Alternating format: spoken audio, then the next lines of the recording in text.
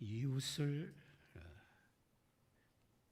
기쁘게 하라. 그래서 이웃을 기쁘게 해서 그들로 구원을 받게 하라. 그런 말씀이죠. 그래서 우리의 이웃을 기쁘게 해서 그들로 하여금 예수님을 기뻐하는 그런 삶이 되게 하라 하는 것이 이제 우리가 살아갈 삶의 방향이라는 거죠. 우리가 세상에 태어날 때는 부모의 형상으로 태어나죠. 어딘가 부모를 많이 닮고 태어나잖아요. 근데 그 부모를 계속 거슬러 올라가면 누가 나와요? 아담이죠. 그래서 우리가 세상에 태어날 때는 아담의 형상으로 태어나는 거고, 아담의 형상은 땅에 속한 사람이고 죽음에 속한 사람이고, 그런 하나님을 대항하는 옛사람이죠.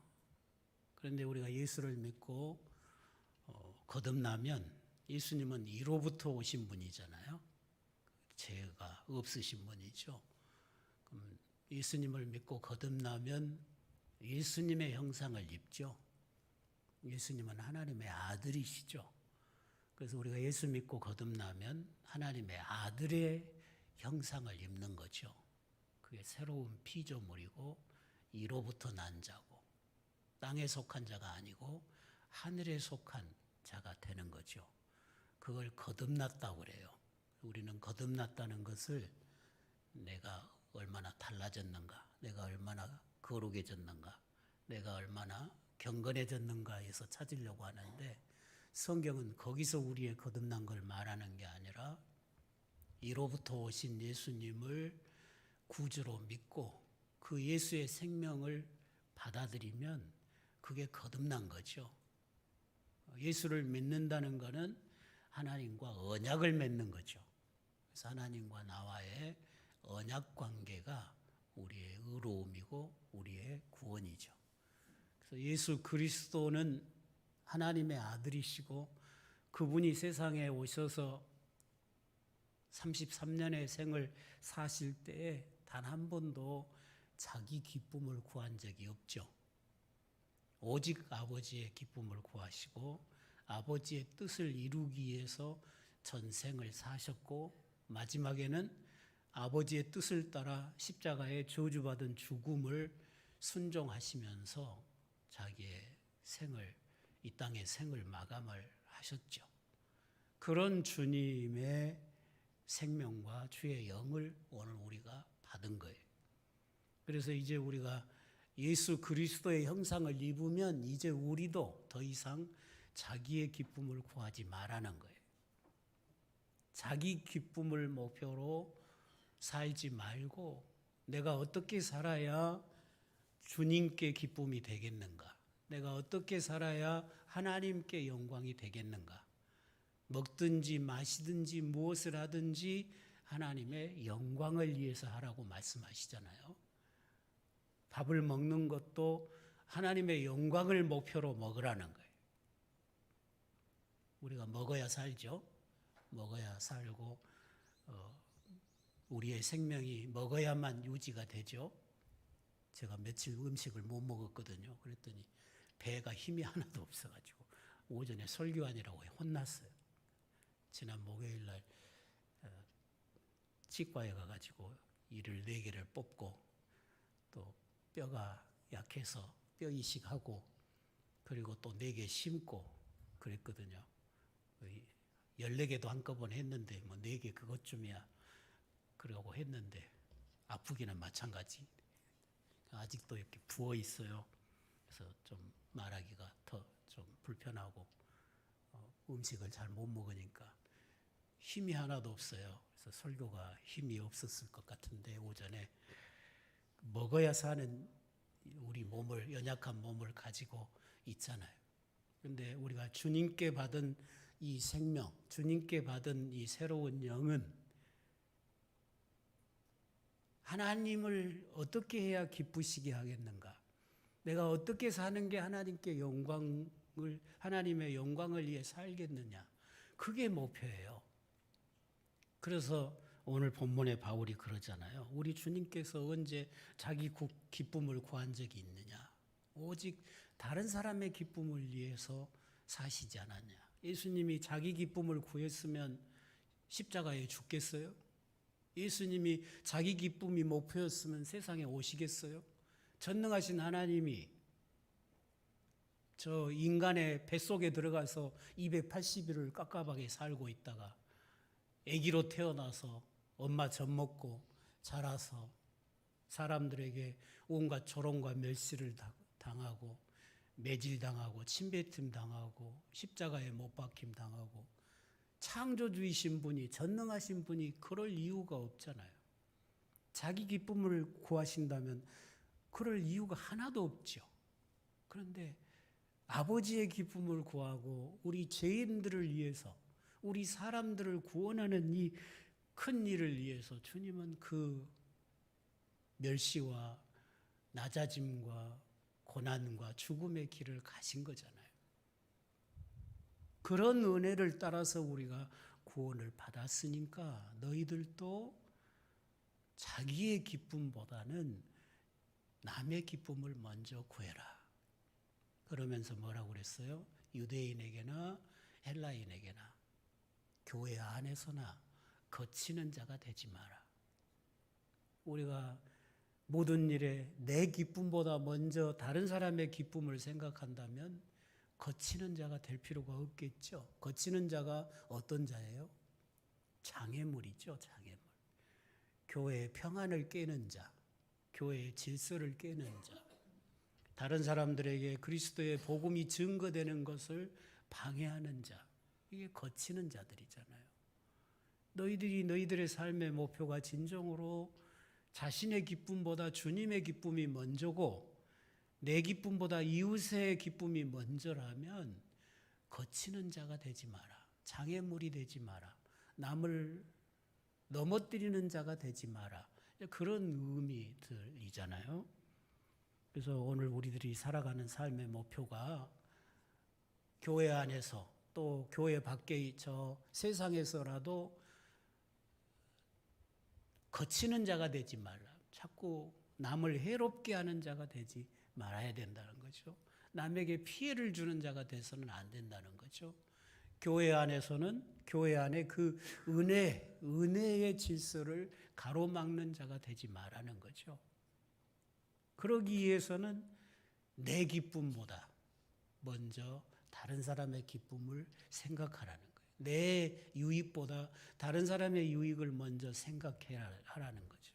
내가 어떻게 해야 다른 사람에게 내가 받은 하나님의 은혜가, 내가 받은 주님의 사랑이 다른 사람에게 전달될 수 있겠느냐를 늘 생각하라는 거잖아요. 그래서 바울도 그렇게 말하죠. 11장 1절에 내가 그리스도를 본받는 자가 된 것 같이 너희는 나를 본받는 자가 되라. 그럼 바울이 뭘 본받았을까요? 바울이 예수님께 본받은 것은 예수님이 자기 기쁨을 구하지 아니하고 다른 사람의 기쁨을 구해서 그 십자가의 고난과 죽음의 길을 가신 것, 그걸 자기가 본받는다는 거예요. 그래서 바울도 자기 기쁨을 구하지 아니하고 남의 기쁨을 구해서 이 복음 증거자의 길을 걸어가고 있다는 거잖아요. 만약에 바울이 자기 기쁨을 구했다고 하면 바울이 날마다 복음 전하는 대가로 돌아오는 게 욕먹고 매맞고 태장으로 맞고 수없이 곤장을 맞고 옥에 갇히고 온갖 고초를 다 겪잖아요. 그럼 바울이 자기 기쁨을 구한다면 어떻게 그 길 가겠어요? 나 못하겠다고 도망가겠죠. 나 더 이상 사도 안 할란다고, 나 더 이상 전도 안 할란다고 버리고 도망가겠죠. 근데 바울은 자기는 욕먹고 매맞고 배고프고 헐벗고 맨날 감옥 가고 결국은 목배임을 당해서 죽었잖아요. 그런 길을 가면서도 자기 기쁨을 구한 게 아니라 항상 내가 어떻게 사는 게 주께 영광이 되겠는가를 생각했고, 내가 어떻게 살아야 다른 사람을 기쁘게 해서 그들이 구원에 이르게 하겠는가. 결론은 구원이에요. 그냥 악한 자들, 죄 가운데 사는 자들, 불의한 자들 비유나 맞춰서 그들을 즐겁게 해주는 것이 이웃을 기쁘게 하는 게 아니에요. 이웃을 기쁘게 하는 일에 있어서 대전제가 뭐냐 하면 그들이 예수님을 알고 예수를 믿고 구원받게 하는 일로 인도하는 거예요. 그게 진정 이웃을 기쁘게 하는 거예요. 내가 이웃을 기쁘게 한다고 이웃이 술 좋아한다고 날마다 술이나 받아다 주고, 이웃 사람이 담배를 좋아한다고 날마다 담배나 사다 주고, 그것이 성경이 말하는 이웃을 기쁘게 하는 것이겠어요? 그 사람을 더 병들게 하고 더 망하게 하는 일이지 그게 이웃을 기쁘게 하는 거 아니잖아요. 그러니까 앞에서 전제가 뭐였어요? 먹든지 마시든지 무엇을 하든지 하나님의 영광을 위해서 하라 그랬잖아요. 그러니까 여러분이 이웃을 기쁘게 하기 위해서 이웃에게 어떤 선을 베풀고 이웃을 도와주고 할 때에도 내가 돕는 그 일이 하나님께 영광이 되겠는가를 먼저 생각해야 되겠죠. 그러잖아요. 그 사람이 불의하고 악하고 못된 짓하고 사는데 가서 내가 기쁘게 한다고 도와주고 칭찬해주고 잘한다고 그러고 격려해주고 그러면 되겠어요? 그건 악의 동업자지, 그건 하나님이 기뻐하실 일이 아니잖아요. 그러니까 이웃을 기쁘게 하되 그들이 그리스도를 알고 그리스도께로 돌아와서 구원에 이르도록 이웃을 기쁘게 하라는 거예요. 그리고 진정한 사랑은 우리가 우리 교회 표어처럼 전도보다 더 큰 사랑이 없다고 우리가 표어를 하고 있는 것처럼 최고의 사랑은 그가 예수 믿는 거잖아요. 그렇죠? 내가 그 사람을 아무리 많이 도와주고 잘해준다고 해도 내가 그 사람에게 복음을 전해주지 않는다면 너 지옥 가라 그 말과 똑같잖아요. 지옥을 향해서 가는데 그냥 방관하고 내버려 두는 거잖아요. 그게 진정한 사랑이라고 할 수가 없잖아요. 그러니까 최고의 이웃에게 줄 수 있는 최고의 사랑, 최고의 기쁨은 구원을 얻게 하라 그랬잖아요. 구원에 이르게 하라. 내 기쁨보다는 이웃의 기쁨을 먼저 구해라. 내 안에 와 계신 그리스도의 영은 하나님의 뜻을 이루기 위해서 십자가에서 죽기까지 순종하셨던 그런 영이셔요. 그 영은 이제 우리로 하여금 하나님의 자녀가 되는 권세를 얻게 했고, 그 영은 이제 우리도 범사의 모든 일에 하나님을 순종하며 살도록 이끄시는 거예요. 무엇을 하든지 먹는 것까지라도 그냥 단순히 내 배고프니까 배 채우려고 먹는 것이 아니라 먹어서 힘을 얻어서 주의 영광을 위해서 살기 위해서 먹고 사는 그런 삶이 되게 하시는 거잖아요. 그게 아들의 형상을 입은 우리의 삶이라는 거죠. 우리가 살아가는 삶의 최고의 목표는 하나님께 영광, 하나님을 기쁘시게 하는 것. 그런데 우리는 제일 먼저 나 자신을 생각하기 쉽거든요. 이게 내게 좋은 일인가? 내게 유익한 일인가? 내게 기쁜 일인가? 좋은 것도 내가 싫으면 안 하잖아요. 하나님의 말씀도 내가 싫으면 순종 안 하잖아요. 치과에 가고 싶은 사람이 있어요? 없죠. 그렇지만 가서 치료해야 되니까 싫은 일이지만 하잖아요. 말씀도 마찬가지예요. 어떤 말씀은 내가 지키는데 참 힘들고 어려워요.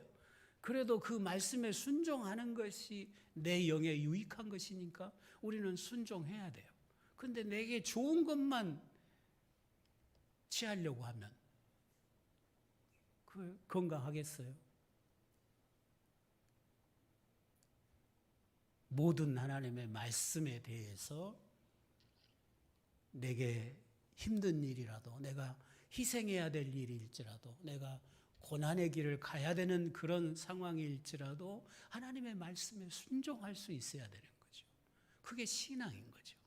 근데 내 유익만을 추구하고 나 편할 것만 택하면 우리가 온전한 그리스도인으로 살기 어려운 거잖아요.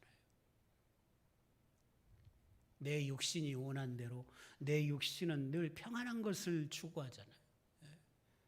그러죠? 새벽에 일어나서 기도하기가 쉬워요? 육신이 그걸 마다하죠. 그렇지만 그 육신을 이기고 일어나서 기도해야 우리가 건강한 신앙생활을 할 수가 있는 거잖아요. 말씀을 순종한다는 게 쉽지가 않죠. 우리가 없는 시간을 내서 주님의 교회를 섬기고 봉사한다는 게 쉬운 일이 아니죠. 그렇지만 이것은 주님의 명령이고 우리가 추구하는 것은 하나님의 기쁨이고 성도들의 기쁨이기 때문에 내가 더 괴롭더라도, 내가 더 희생하더라도, 내가 더 힘들더라도 그 짐을 지는 거잖아요. 그것이 우리가 주님을 섬기고 교회를 섬기는 삶의 자세라는 거죠. 모두가 다 자기가 편하려고 하면 교회는 이루어져 가지 못하겠죠. 그러나 내가 더 힘들어도 내가 이 십자가를 지고 내가 이 짐을 지면 온 교회가 더 유익하리라는 그런 마음들을 우리 모두가 가진다면 우리 교회는 좋은 교회의 모습이 되게 될 것입니다.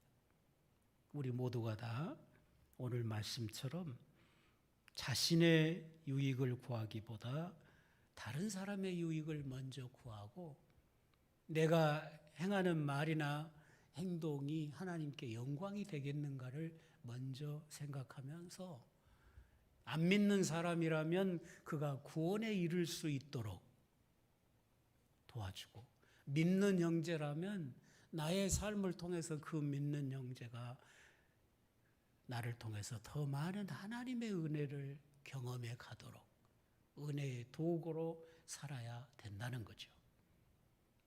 이것이 오늘 우리 그리스도인들이 살아가는 일에 있어서 대원칙이잖아요. 오전 말씀에서는 사명을 찾으라고 그랬죠. 사명 없는 사람은 없어요.